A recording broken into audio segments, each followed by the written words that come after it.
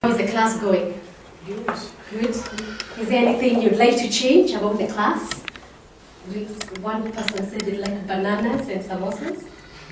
Is that a common statement? By a show of hands, somebody like bananas. By a show of hands, somebody would like some pancakes. we shall look into that. I go by the name of Caroline Nderitu, as you are well aware. It's a name I like because it's a name that sounds good to my ears. And beyond that name is that I'm a public speaking coach. One that used to be very coy and have worked very hard, first on courage, and I hope one day to get to confidence. I'm here to present to you on how to close your presentation. How to close your presentation. Think about it. What really matters in a game?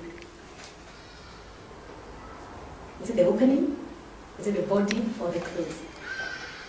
No. It's a close. It's the close.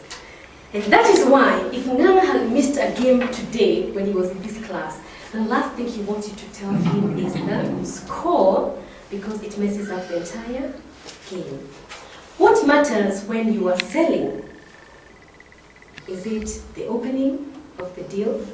Is it the body of the deal? Or is it the closing of the deal? 1-0. Well, it's a little bit of both. What does your boss care about? The end. Yes.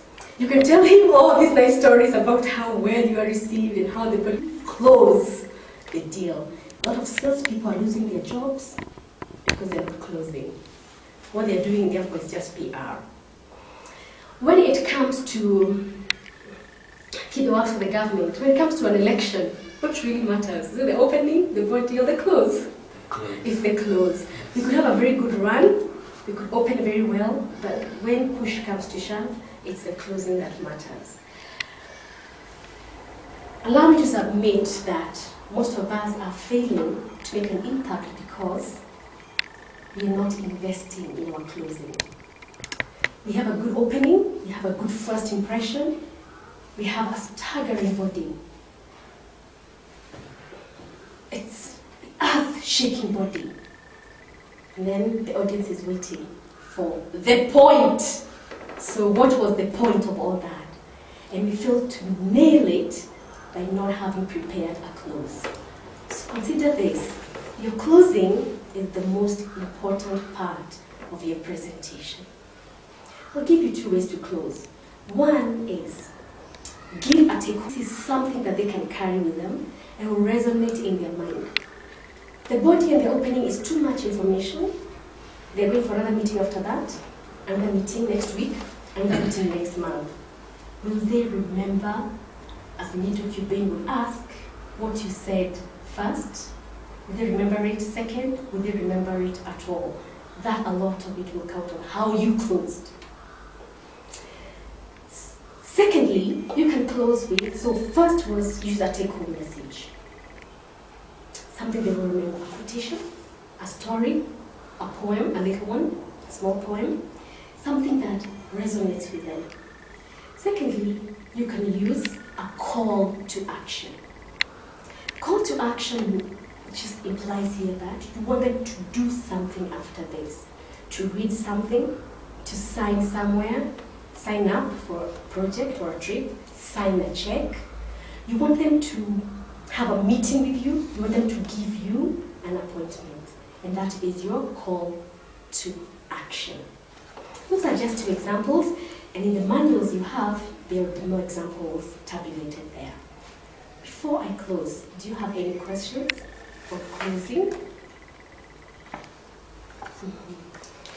I have Yes, one, keep it. excuse me. Yes. When you say take home, can you give an example that is unrelated to the topic that you gave? Sure.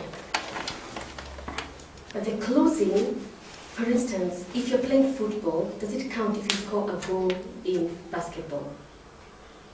No. So you need to score in the net where we're all scoring. So you could kick a very, very good ball that is fascinating. And everybody is wowed by how you have kicked, and they keep replaying that because it was an amazing kick, but you didn't score. So that's what the closing is. It's scoring. It's scoring. in the game that you are playing. So if you're speaking about growing tomatoes, it would be very odd to give a close link fishing. But it can be a general clause that encompasses farming altogether. The other way of looking at it is the clause can be symbolic, it can be a metaphor. So you use the vehicle industry as a metaphor to close in something about selling clothes.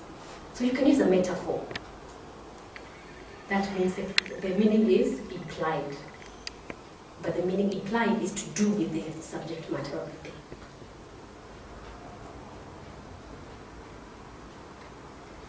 Does that answer your question? It does, but you're also thinking in terms of relating it to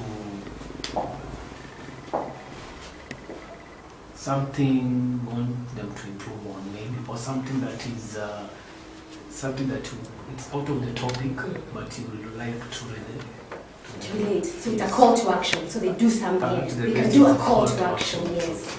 But still, you have to be careful. If, for instance, you want them to start coming to work earlier to avoid lateness, your call to act, you cannot have a presentation on, say, for instance, how to keep the office clean.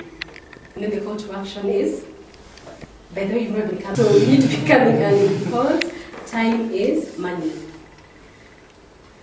So your closing is completely off. Your call to action is to do with a totally different topic. Remember that one of the C's of communication is coherence. That means it's flowing from one point to the next. It's interconnected. So it won't be coherent to close on a topic that is completely off. In fact, they'll think something is wrong. It's like in a different conference. Right, thank you for that question.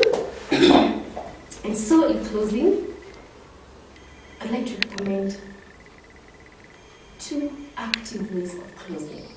One is a crescendo, so that when you close and your voice gets higher and higher. And the other one, and the most effective one, is to dissolve. So that when you close, you sing something that it tapers off, and it is apparent to the audience that you are closing. The audience must know that you are closing. And that could be something like, to quote a quote, but I forget who, I'm going to dissolve, just as an illustration. It is not the will to win in a game that counts. Everybody has that. It is the will to prepare that counts. I have dissolved. Thank you.